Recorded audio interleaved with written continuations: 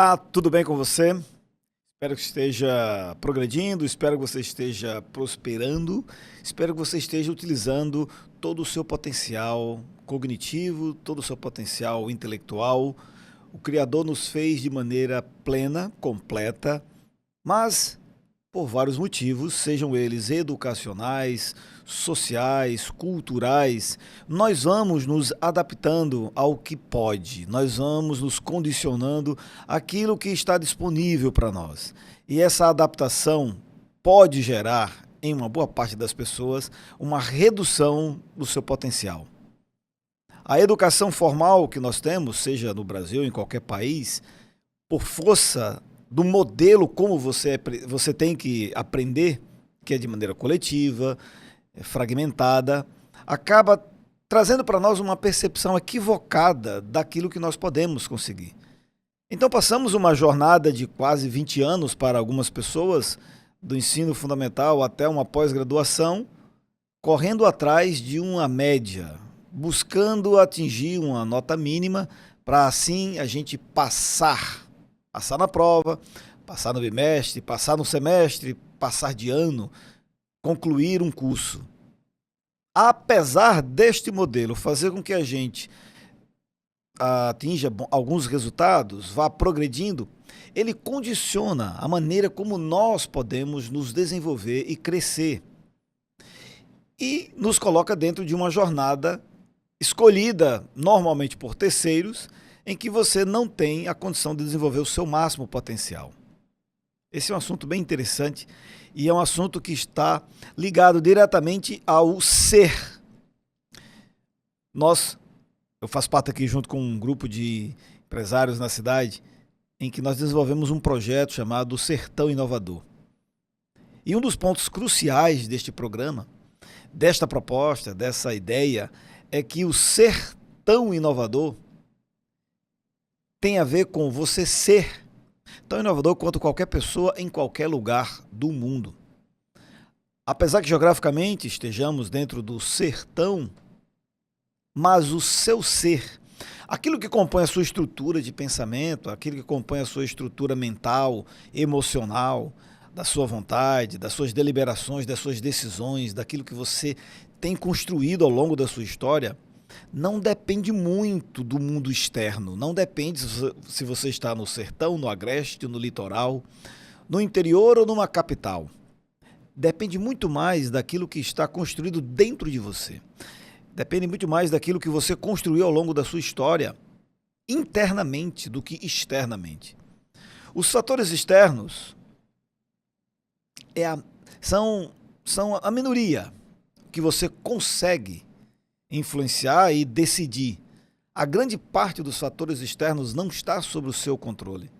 Então eu até sugiro, não dependa desses fatores externos, mas construa em você, internamente, uma estrutura poderosa de aprendizado. Mas como é que eu faço isso? Onde que está isso? Onde que eu desenvolvo isso?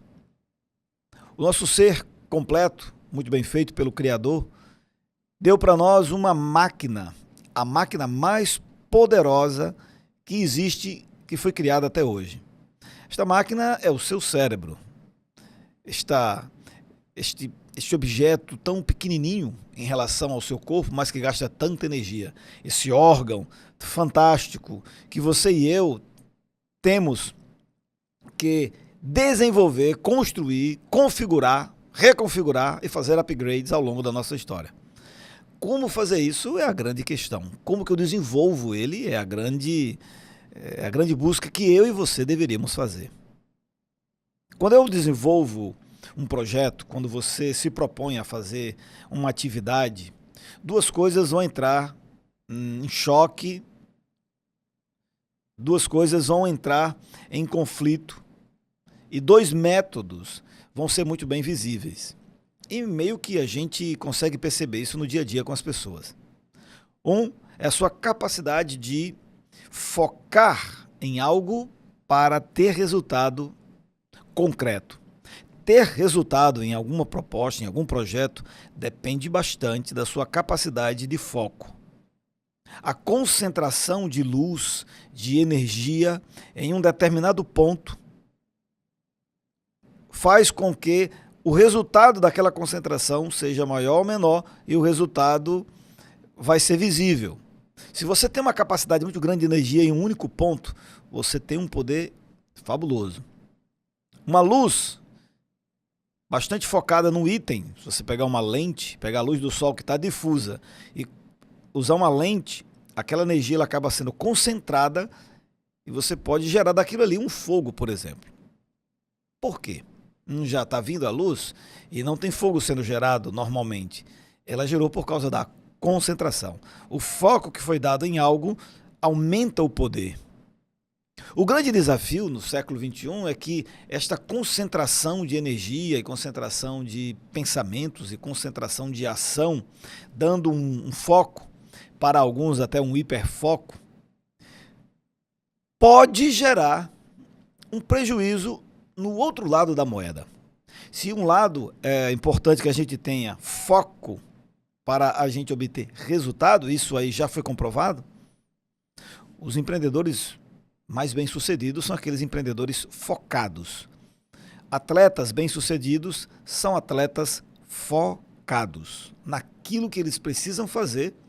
Não são muitas coisas, pouquíssimas coisas, mas alta carga de energia em cima daquilo que tem que ser feito. E o resultado é significativo, mas apenas naquilo que está sendo feito.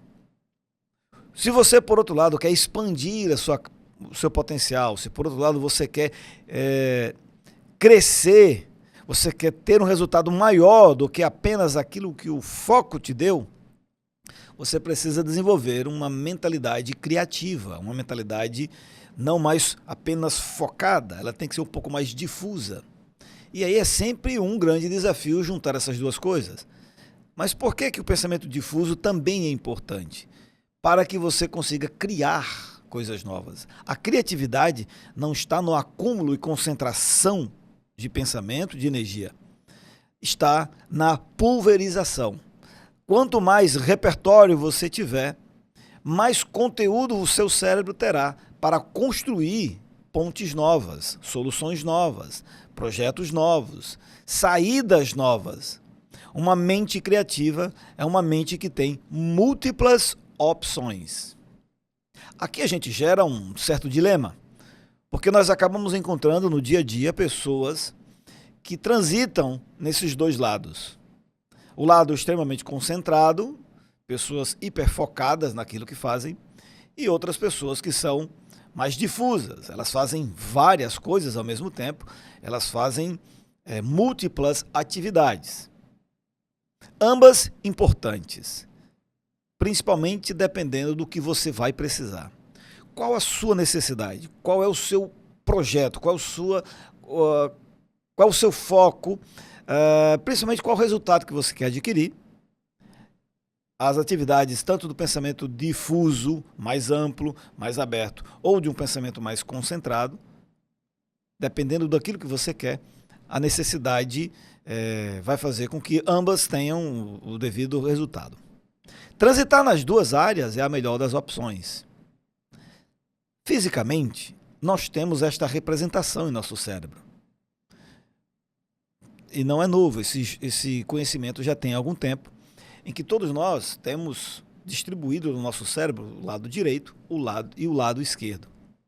O lado direito, aquele lado mais criativo, mais focado em imagens, mais amplo, de amplas conexões. E aqui não é uma definição, não é uma distribuição rigorosa, física, dentro do nosso cérebro, que somente o lado direito pensa em questões mais criativas. Não, isso é mais uma metáfora. Mas que também tem regiões que são definidas, sim, de esquerdo e direito. Por exemplo, seu lado esquerdo é definido por ações do seu lado direito do cérebro. O seu lado direito do corpo são definidos ações pelo lado esquerdo do cérebro. Então nós temos uma certa distribuição, sim, a grosso modo, lado esquerdo, lado direito, a parte frontal, a parte de trás, enfim. Não é aqui o objetivo fazermos um detalhamento anatômico do cérebro. Entretanto, essas duas maneiras de pensar, e obviamente tem o corpo caloso que está no centro, distribuindo, conectando essas duas áreas, que são extremamente importantes, e aqui onde a gente queria chegar, é que criar pontes entre essas duas maneiras de pensar, entre essas duas formas de agir, é o que fará com que a gente tenha um maior resultado. Se por um lado, o lado direito é o lado mais criativo, o lado esquerdo é o mais racional, lógico. Ao longo da história, da nossa formação, nós fomos dando maior atenção ao chamado lado esquerdo. A nossa educação, ela é toda construída, estruturada praticamente do lado esquerdo do cérebro. Repito, não rigorosamente, fisicamente lado direito e esquerdo, mas a ênfase no pensamento mais matemático, lógico, o pensamento racional e o pensamento linguístico, que são maravilhosos e são importantes. Entretanto, outras áreas são relegadas a segundo, terceiro e às vezes nenhum plano. Capacidade da imaginação, mesmo Einstein dizendo que a imaginação é mais importante que o conhecimento. E aqui conhecimento é aquele conhecimento metódico, científico, porque ele é preso. Ele dizia que a imaginação era livre, ele conseguia fazer coisas incríveis com a sua imaginação. E na biografia dele a gente percebe essa ajuda que a imaginação dele teve, principalmente na sua teoria da relatividade, quando ele tinha que pensar como que isso poderia acontecer, essa força, a gravidade, dentre outras descobertas que ele fez, como que ele ia pensar isso fora, no espaço. Se na época dele não tinha como ele estar lá fora, então ele usava a imaginação para fazer análises da energia, do tempo, do espaço, como isso poderia ser feito. O uso da imaginação foi bastante útil para Albert Einstein, mas não só para Einstein, mas para Thomas Edison, para Salvador Dalí, pessoas que desenvolveram, que tinham a capacidade de usar o seu cérebro muito forte nesse lado criativo, nesse lado da imaginação. Como a gente pode fazer para juntar todo o nosso potencial criativo, imaginativo, mais livre, das imagens, das cores, das sensações, junto com o lado mais racional, mais cartesiano, dando mérito aqui ao nosso René Descartes, mais linguístico, mais lógico, que também é importante. Juntar essas duas potências que nós temos é muito importante e é possível de fazer isso em vários âmbitos. Primeiro âmbito que eu quero deixar aqui como nossa reflexão e para você perceber que você pode fazer isso também contigo, é a parte do hardware mesmo, a parte física. Existem exercícios, dezenas de exercícios que você pode desenvolver, que você pode praticar para melhorar a sua máquina física, o seu hardware, que é o seu cérebro. Então todo esse potencial que nós temos, ele primeiro tem que passar por uma melhoria, por uma adaptação, por um upgrade do nosso cérebro. E você, que já é alfabetizado, que já tem a possibilidade de juntar os conhecimentos fragmentados, ainda que sejam, e tem a capacidade de desenvolver algum tipo de pensamento que a educação nos trouxe, principalmente pelo lado lógico e racional, são instrumentos suficientes para você amplificar um processo de upgrade no seu cérebro. Fisicamente, nós temos essas possibilidades. Uma das descobertas mais significativas que a gente pode dizer, né, no estudo recente do cérebro é a neuroplasticidade. Ela trouxe algumas descobertas. A própria descoberta da neuroplasticidade nos ajudou a perceber que o nosso cérebro, ao longo do tempo, ele vai ficando melhor. Isso a despeito do que algumas pessoas acreditam, do tipo, papagaio velho não aprende nada, não aprende mais não. Pelo contrário. Quanto mais tempo, quanto mais anos o seu cérebro vai adquirindo, vai ficando mais maduro, ele vai adquirindo mais contexto que o cérebro precisa, por exemplo, que as inteligências artificiais não têm, mas nós temos, as experiências que nós vamos adquirindo e o elemento emocional, que dão o diferencial que as inteligências artificiais também não têm. Elas são eminentemente racionais, lógicas, tanto que a maioria delas se desenvolve nesses dois ramos. A área da língua, da linguística, os chats da vida que estão aí, sempre focado na inteligência do uso da língua, da comunicação, do texto e do lógico, da lógica matemática. Os algoritmos, os programas, os softwares estão muito nessa área matemática. Mas e o outro lado? Essa parte ainda não foi possível desenvolver de maneira interessante e inteligente pelas IAs, porque a parte da imaginação, esse lado mais livre, ela ainda não desenvolve. Ponto positivo para nós, porque podemos desenvolver. Você só tem que querer. E aqui eu quero te convidar a participar de um programa que dura 1 ano de formação, 1 ano de preparação, 1 ano de treinamento, 1 ano de capacitação, chamado Super Cérebro. Nós vamos ter uma imersão, vamos ter um dia inteiro para a gente conhecer detalhadamente todos os potenciais que o nosso cérebro tem. É uma imersão, é um programa de ampliação, de potencialização mesmo. Imagine que você fosse para uma academia onde você vai desenvolver os seus músculos físico aí, bíceps, tríceps. Mas imagine uma academia que você vai fazer isso com o seu cérebro.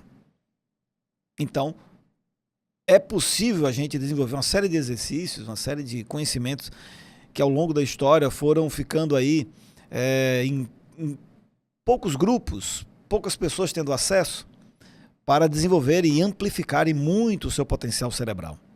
Então, nós vamos ter uma imersão de um dia, você vai encontrar em algum momento, em algum lugar por aqui, vai ter aí um lugar para você entrar e fazer uma entrevista prévia para saber se você está em condições de participar ou não desse tipo de treinamento, porque ele não é um treinamento convencional, não é uma formação convencional, ele é uma formação fora da caixa. A maneira como o nosso cérebro precisa ir para o outro patamar, ele não é da maneira convencional, é de maneira um pouco diferente.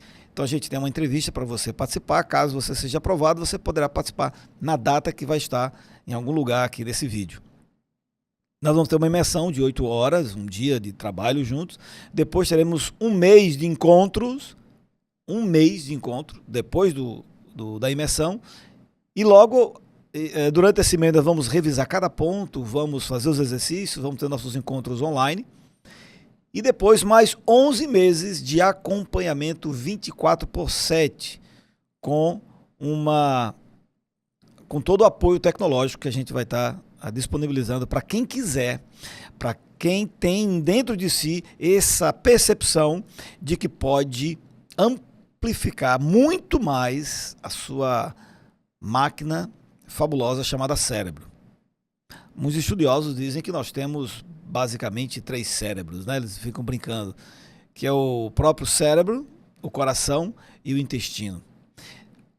A despeito dessa quantidade de quantos cérebros existem ou não, esses 3 órgãos, eles têm células nervosas que fazem com que eles tenham alguns movimentos mais involuntários. Quer dizer, nem tudo do intestino depende do que o cérebro manda ele fazer. Ele tem vontade própria. E essa vontade própria, essa decisão por algumas ações independentes, demonstram que ele tem células nervosas que fazem pensar por conta própria. E, de fato, o intestino tem. Inclusive, a nossa máquina é a fábrica de serotonina, um dos hormônios mais importantes que o nosso corpo precisa. Você está preparado? Você acredita que você tem condições de participar de um seminário, passar um dia inteiro numa sala para ali desenvolver uma série de exercícios, uma série de atividades para ampliar, usando o benefício da neuroplasticidade do seu cérebro, você ir para um outro patamar? Se você acredita que você pode, se você tem essa impressão, se você já anda desse jeito, se você já tem essa inquietude positiva dentro de si, sabendo que você pode muito mais do que aquilo que você conseguiu até hoje, do ponto de vista cognitivo, então você é convidado a fazer parte desta academia do cérebro, para desenvolver aí uma série de exercícios de neurofitness, para que você possa ir para um outro patamar. Esse é um projeto que este ano ele completa 20 anos. A primeira turma da Academia do Cérebro que nós desenvolvemos foi em 2005, na cidade de Mossoró. E nós fizemos um projeto, foi maravilhoso. Todas as pessoas participaram, até hoje nós temos contato com todas elas, e nós sentimos o quão isso avançou, o quão isso foi bom. Tanto para os próprios instrutores, ali juntos, como para os participantes. Tinham participantes jovens, tinham participantes da terceira idade. E foi muito bom porque foi um projeto de pesquisa mesmo, para a gente avaliar até onde nós poderíamos ir, e foi muito legal. Bom, esse convite eu queria deixar para você. Faz sentido para ti? Em algum momento, em algum local por aqui, você pode clicar, se inscrever, participe da entrevista. Dependendo do resultado da entrevista, você poderá participar conosco nesse evento. Não é um projeto, não é um programa apenas para você ir para uma palestra motivacional. Não, é um pouquinho mais complexo. Você precisa ter a disposição de enfrentar um programa de autodesenvolvimento que vai requerer muito de você. Então, a gente precisa bater um papo antes, ver se você está realmente no momento certo, né, com as condições certas, adequadas, para poder imergir nesse processo de aprendizado bem disruptivo. Ok? Queria fazer esse convite para você. Bom, vamos aqui um pequeno intervalo do nosso programa Sertão Inovador e a gente volta daqui a pouco.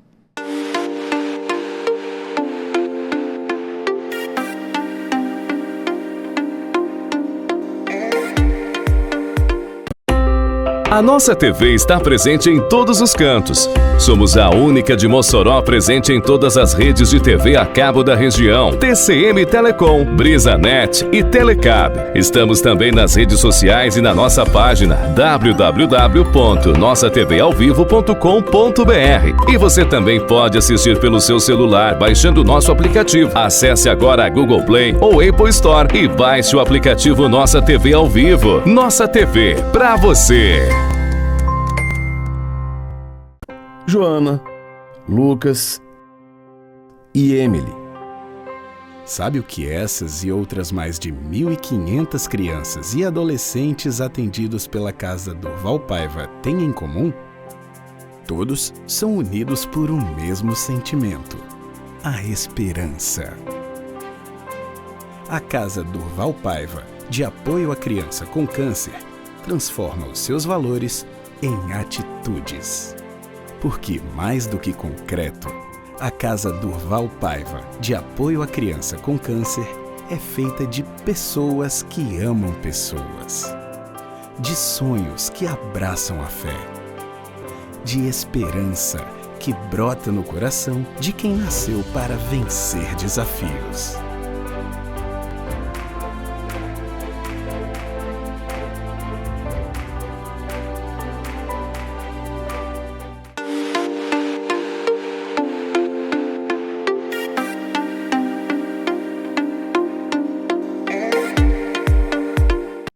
Olá, e aí, tudo bem contigo? Como é que você está? Está desenvolvendo bem? Está progredindo? Tem que progredir, você sabe que não dá para a gente ficar na mesmice, não dá para a gente ficar acomodado. Eu tenho falado que a ditadura da mesmice tem escravizado muita gente. E muitos têm se tornado escravos de maneira voluntária, eles mesmos aceitam, apesar de até terem às vezes bons recursos sejam eles intelectuais, outros financeiros, outros sociais, em sua volta tem uma série de instrumentos, de ferramentas, de meios que podem fazer com que ele possa progredir muito, mas por algum motivo, por alguns motivos, em função de algumas questões, vão se acomodando, vão deixando a vida passar e vão apenas seguindo o que a banda vai tocando. Isso acontece com adultos, isso acontece com jovens, isso acontece com crianças, isso está acontecendo com empresários, com profissionais liberais. É bem verdade que a sobrecarga, a avalanche de informação que todos nós recebemos, ela é desagradável, ela incomoda bastante, porque ela arrasta todos aqueles que estão despreparados. Ser consumidor se tornou muito mais fácil do que ser produtor de conhecimento. Então, consumir gera muito mais dopamina do que produzir. Produzir dá trabalho, produzir requer competência, requer inteligência, requer uma série de habilidades e de construtos que eu e você precisa ter, que dá um certo trabalho. Como que a gente pode desenvolver isso e a gente pode masterizar e a gente pode ter um melhor aproveitamento do nosso processo de aprendizado? Por exemplo, você já parou para pensar que crise nós vivemos na educação? Poderíamos aqui passar horas e horas, dias, meses, entrando em cada aspecto que parece que estruturalmente construído para tornar a população, tornar as pessoas dependentes intelectualmente dos outros, tornar as pessoas numa linguagem talvez mais simplista, mais ignorantes. É lamentável que nós tenhamos isso acontecendo em países como o nosso e outros afins, principalmente como um instrumento de manobra, um instrumento de condução de população. Quanto mais ignorante você se tornar, mais refém você se torna daquele que tem o conhecimento. Nós sofremos bastante nos nossos testes internacionais quando avalia onde que nós estamos do ponto de vista educacional. O teste PISA é um dos que mais dá PISA, fazendo esse jogo de palavra aqui, nós no Brasil. Estamos lá na rabeira e já faz algum tempo e não tem mudado muito. A despeito das intenções políticas desse tipo de estratégia, eu quero te convidar a sair dessa seara coletiva e eu quero perguntar no individual. Isso. E Kiko? Pois é. Kiko tem a ver com isso. O que você tem a ver com isso? Tem tudo a ver. O processo de aprendizado, ele tem uma parte física, uma parte mecânica, que tem a ver com toda a sua estrutura neural, os conhecimentos que você vai adquirindo e como você absorve. Isso eu já falei, inclusive, em um outro programa, falando da necessidade de você desenvolver o seu cérebro.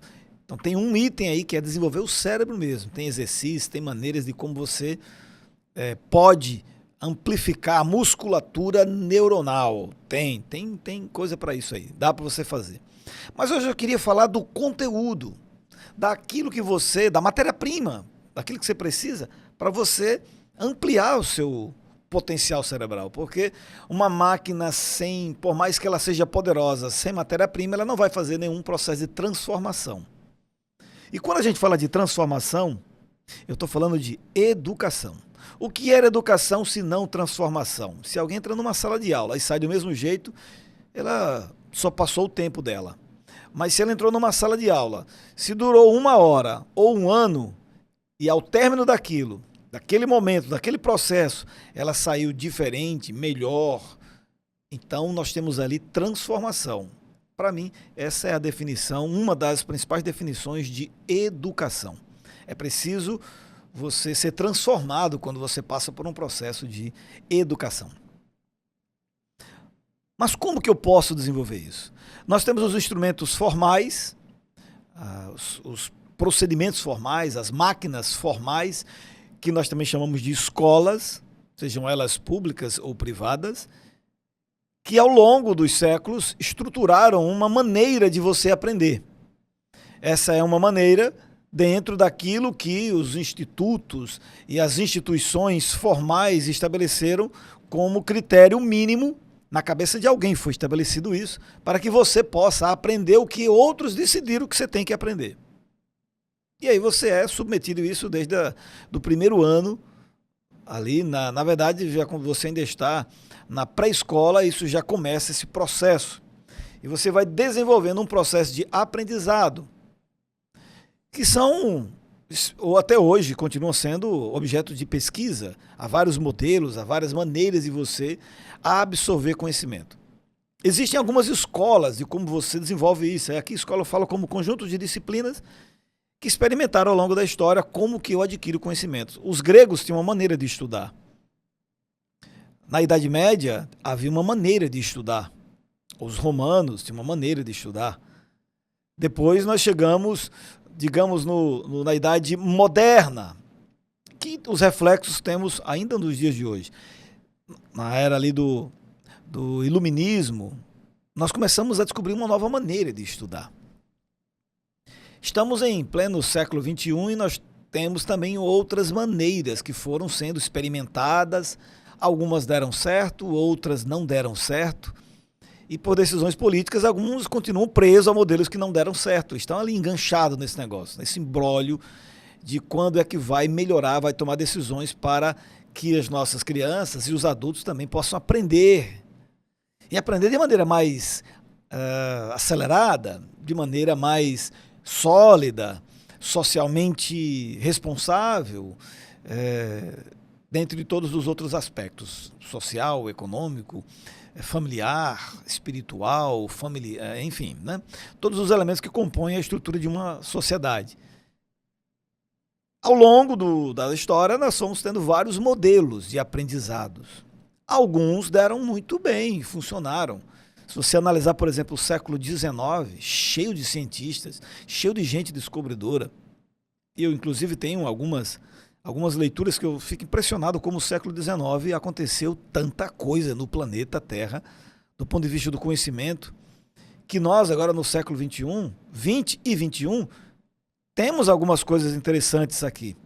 Mas se a gente for olhar, a base ainda é do século XIX. É impressionante como o século XIX foi recheado de grandes descobertas em todas as áreas. Se você puxar qualquer área, você vai encontrar dezenas, quiçá centenas de grandes descobertas, dependendo da área, lá no século XIX. Alguma coisa aconteceu por ali que a gente precisaria dar uma olhada. O que eles estudavam, como eles estudavam, não só o que estudavam, mas como. Assim como também na época, lá na Idade Média, apesar de politicamente, dentre outras áreas, a Idade Média ser vista como a Era das Trevas, a era bastante difícil, entretanto, grandes mentes surgiram naquela época. Como que eles estudavam? Ou mesmo voltando mais ainda, se nós formos lá para a Grécia, grandes mentes também surgiram naquela época. Existem alguns elementos incomuns a todos esses momentos, modelos e agentes que participaram desse processo. A educação, a maneira como eles estudavam, certamente nos demonstram alguns sinais do que estava acontecendo. Com isso, eu quero dizer para você que não seja tão fechado em acreditar em apenas uma técnica, em alguma teoria pedagógica ou andragógica que seja para o seu processo de aprendizado. Tem caminhos que já foram trilhados, muito bem trilhados, que por motivos políticos foram abafados e escondidos para que você nem tenha mais acesso. Entretanto, o ser humano, enquanto humano for, ele é um processo acumulativo de aprendizado. Você não precisa excluir e deletar o que já foi ensinado lá atrás só para você valorizar o momento presente. Eu sei, isso é muito comum do ser humano. Para poder ele valorizar um objeto novo, ele tende a desprezar o antigo. Os jovens tendem a desprezar as pessoas mais velhas, porque elas são mais, talvez, tecnológicas, e os mais velhos não sejam tão tecnológicos. Mas esse que às vezes é tão tecnológico, ele é um ignorante emocional. E aquele que é mais velho já tem um pouco mais de maturidade emocional, já é passado na casca do alho, já sabe enfrentar conflitos e não entrar em desespero, e o mundo não se acabar, e não sair esperneando, berrando como uma criança, porque ele já tem um pouco mais de maturidade emocional. Não estou dizendo que você tem essa visão, mas infelizmente nós temos à nossa volta modelos educacionais e modelos que nos trazem essa percepção de que abandona o que ficou para trás, porque o que só vale é o que é recente. E nem sempre isso é a melhor opção. O que fazer? Me parece, e tenho praticado, e tenho visto, mas não sozinho, tenho visto outras pessoas também fazendo isso, e tenho percebido também, na minha própria família, os benefícios da gente ter uma distribuição inteligente de modelos e métodos que funcionam para pessoas diferentes. Nem todo mundo vai aprender usando só uma metodologia pedagógica, andragógica. As pessoas são diferentes, são mais de 8 bilhões de pessoas diferentes e nem todo mundo vai aprender igual. Acho que você já deve ter percebido isso. Ainda que nas salas de aula continuemos com 30, 40 pessoas enfileiradas, com uma única matéria, um professor, um único discurso, aquela fala, e que todo mundo tem que tirar o 10 do gabarito do professor, que nem representa o suprassumo do conhecimento, por mais preparado e doutorado, pós-doutorado, mega pós-blaster, arado que ele tenha. Ainda vai ser apenas um fragmento do fragmento do fragmento do fragmento do conhecimento que tem disponível. Cada dia nós estamos entrando numa área em que nós precisamos mais de tutores do que professores, entre aspas, falando. E aqui eu não estou dizendo que a gente não precisa de professor, espero que você consiga desenvolver aí tic-teco para compreender que é algo a mais do que apenas alguém dizendo que a gente tem que, do que é o que não é o correto, mas alguém nos ajudando a nós mesmos descobrirmos o nosso processo de aprendizado com o professor e sem o professor, com os colegas, sem o colega, contigo e sentigo. Dentro de você existe tudo o que você precisa para você adquirir uma educação muito boa. A chamada alta educação, até hoje, está restrita a pequenos círculos. Ainda que todos os movimentos, ou alguns movimentos, melhor dizendo, alguns movimentos políticos, sociais, tentem destruir isso e tentem nivelar por baixo o que é bom, o que é belo, o que é verdadeiro. Estão tentando nivelar por baixo para ficar tudo uma desgraça. Tanto no que é belo, no que é bom e no que é verdadeiro. Esses três elementos eles estão espalhados pela natureza. Você já percebeu isso? Esses três elementos que eu acabei de falar já fizeram parte de estruturas pedagógicas de aprendizado e foram, por algum motivo, deixados de lado, mas eles continuam presentes. O ser humano, o cientista, continua procurando o que é verdade. A verdade continua sendo um motivo de busca, apesar que o discurso atual seja não existe verdade. Que verdade? Mas eles continuam procurando ainda a verdade. A ciência está sempre procurando encontrar onde está a solução, onde está o gabarito para as doenças. O que um pesquisador faz? Procura o gabarito. Ele não para, ele continua procurando, procura buscando. Mas nós, enquanto estudante, procuramos estudando ou apenas atingimos aquela tal da nota esperada? Esse é um assunto que dá para a gente aqui passar um bom tempo conversando sobre ele, mas não é o nosso propósito. Eu quero te convidar a fazer parte de um grupo de pessoas que estão saindo um pouco dessa caixa presa de modelo tradicional de aprendizado para que você adquira uma alta educação. Uma educação em que você vai desenvolver todos os seus potenciais cerebrais, potenciais cognitivos, todos os seus motores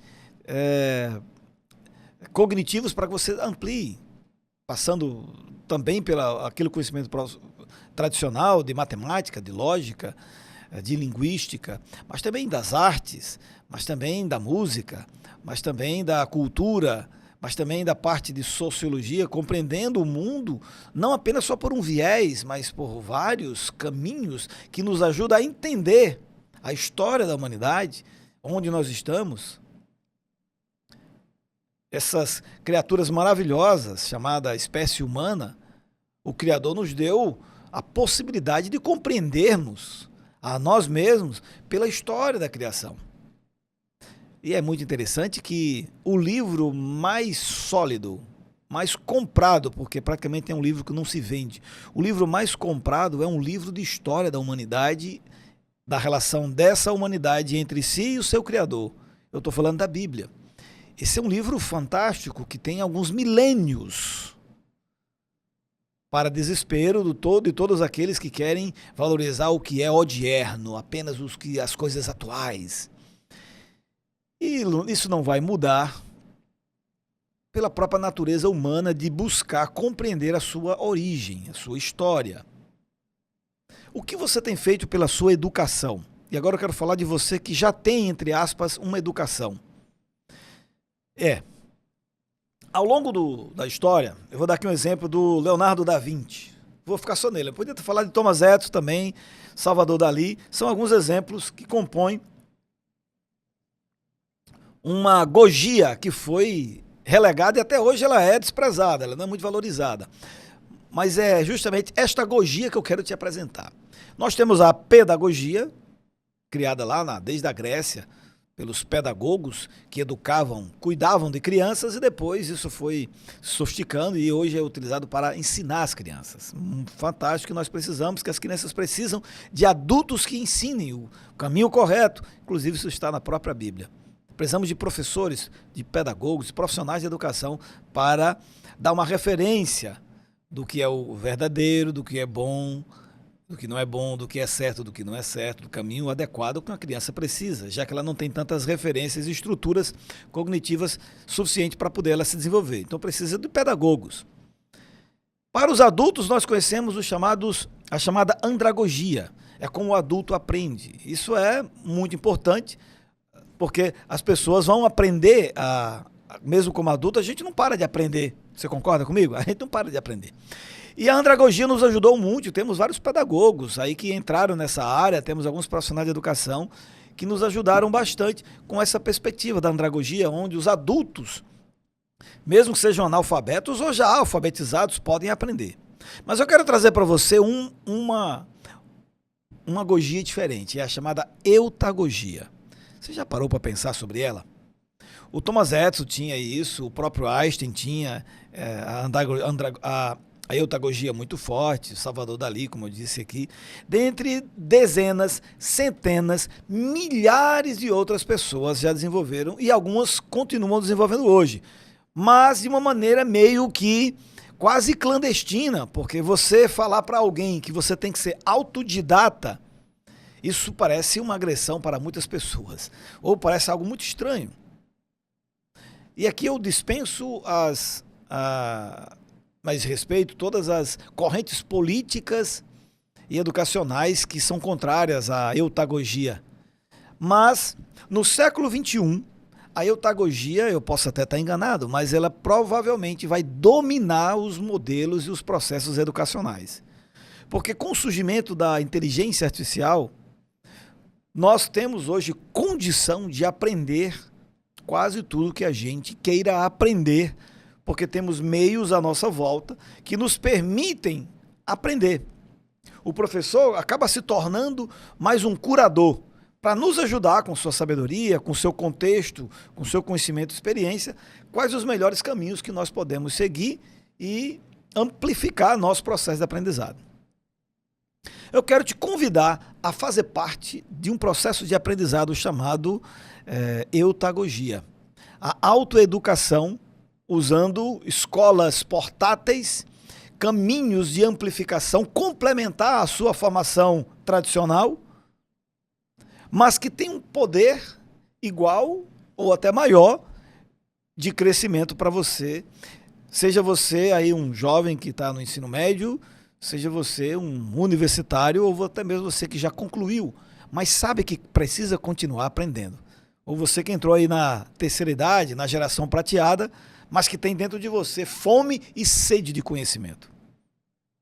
Nós vamos realizar uma imersão nos próximos dias, em algum lugar aqui desse vídeo você vai encontrar aí um link para você saber mais informações, onde nós vamos ter um processo imersivo de um dia, para conhecermos todas as ferramentas, as dinâmicas e os caminhos para que você possa, nos últimos pelo menos 3.000 anos, utilizar o que há de melhor de conhecimento adquirido por pessoas ao longo dessa jornada e assim você amplificar o seu processo de aprendizado, desde a Grécia, passando a Idade Média, passando ali pelo momento de iluminismo que nós tivemos, até os dias atuais e usando inclusive a IA para você amplificar o seu processo de educação.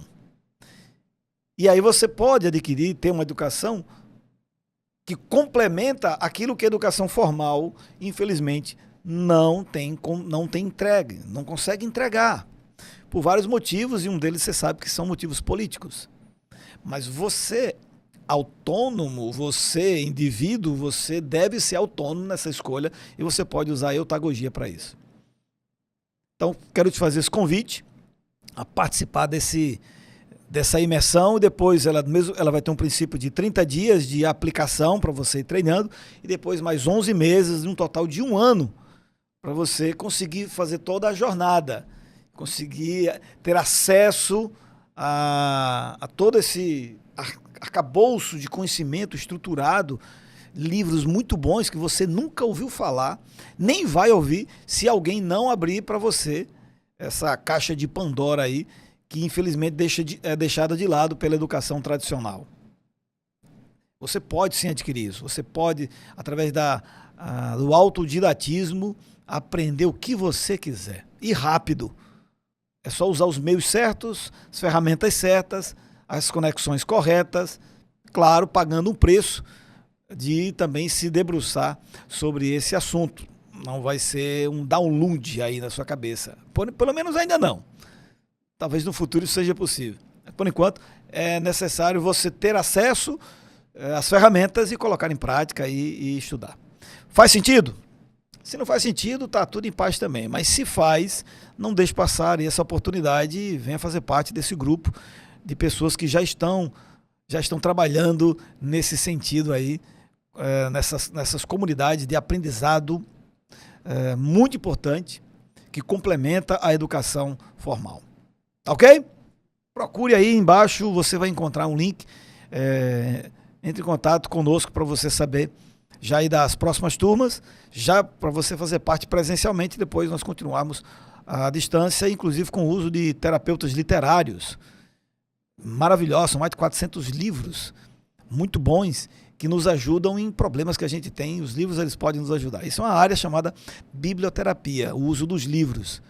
Mas vamos deixar isso para a gente conversar presencialmente através do encontro, porque já é uma outra área, um outro caminho que alguns já estão utilizando, muito bons, mas que você tem que estar presente ali, você tem que estar junto para poder conhecer melhor. Ok? Vamos para um rápido intervalo e a gente volta daqui a pouquinho.